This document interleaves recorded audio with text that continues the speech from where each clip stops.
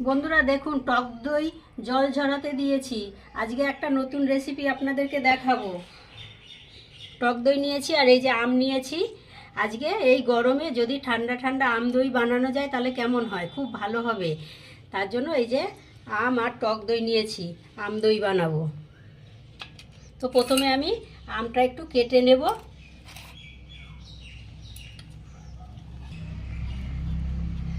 নমস্কার বন্ধুরা, ঝর্ণা কিচেন আপনাদের সবাইকে স্বাগত।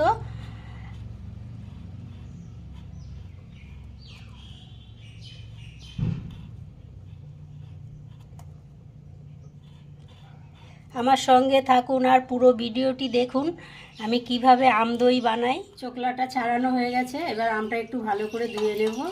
বন্ধুরা, এই গরমে এত কষ্ট করে আপনাদের জন্য নতুন নতুন ভিডিও নিয়ে আসছি, কিন্তু আপনারা ভিডিও দেখছেন, সাবস্ক্রাইব করছেন না। সাবস্ক্রাইব করে আমার পাশে থাকুন। আপনারা সাবস্ক্রাইব করলে আমারও ভিডিও বানানোর উৎসাহটা আরেকটু বেড়ে যায়।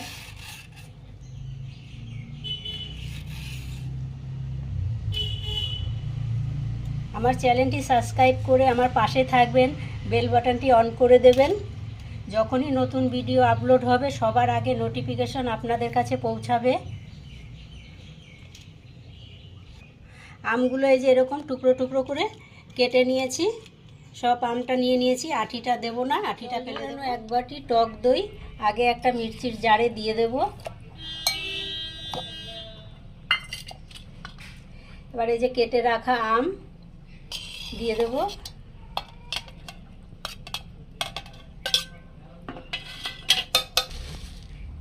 এবার পরিমাণ মতো চিনি দেব। টক দই যেহেতু টক আছে, টক দইটা তো টক কিন্তু আমটা মিষ্টি আছে, চিনিটা আপনারা বুঝে দেবেন, যে যেরকম মিষ্টি খেতে পছন্দ করেন। এবার ঢাকনাটা চাপা দিয়ে একটা মিহি পেস্ট তৈরি করে নেব। দই, আম আর চিনি একসাথে ফেটিয়ে নিয়েছি, কত সুন্দর কালার হয়েছে আম দইয়ের।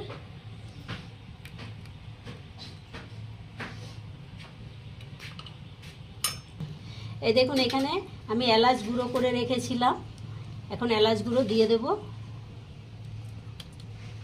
এলাচ গুঁড়ো দিলে দইয়ের টেস্টটা আরও বেড়ে যাবে, যেহেতু আম আছে, আমের একটা ফ্লেভার আছে, আর এলাচের তো ফ্লেভার আছেই, দারুণ হবে। ভালো করে মিশিয়ে নেব। এই যে দইয়ের ভাঁড় নিয়েছি, দইয়ের ভাঁড়ে আমি দই জমাতে দেব।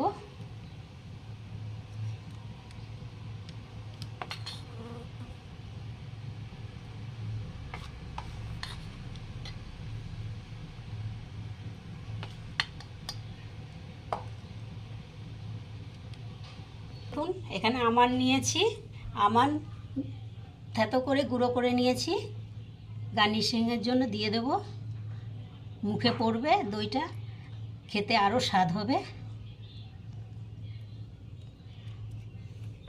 তো বন্ধুরা দেখুন, আমান আর কাজু দিয়ে এটাকে কি সুন্দর সাজিয়ে নিয়েছি, কত সুন্দর হয়েছে দেখতে।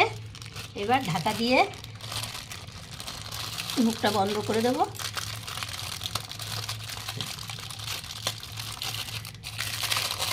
বন্ধুরা, আমার কাছে ভাঁড় একটা ছিল, ওই জন্য আমি খানিকটা দই এই যে বাটিতেও ভাপে বসাবো। আপনাদের কাছে ভাঁড় না থাকলে আপনারা বাটিতেও বসাতে পারবেন।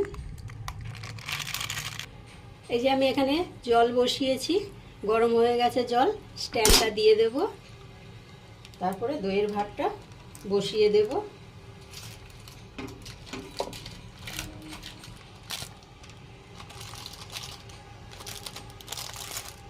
এবারে ঢাকা দিয়ে আধা ঘন্টা ভাপিয়ে নেব। ঢাকা দিয়ে দেব। বন্ধুরা, 30 মিনিট হয়ে গেছে। এবার আমি দইটাকে ঠান্ডা করে নেব। 30 মিনিট ভাপানো হয়ে গেছে, এবার ঠান্ডা করে নেব। ফ্রিজে রেখে ঠান্ডা ঠান্ডা দই খেতেই ভালো লাগবে, তাই এবার আমি এটা ফ্রিজে রেখে দেব 1 ঘন্টা 1.5 ঘন্টার জন্য। তারপরে আপনাদেরকে ফিরে এসে দেখাবো দইটা আমার কেমন জমে। ফ্রিজে রেখে দেব 1 ঘন্টার জন্য।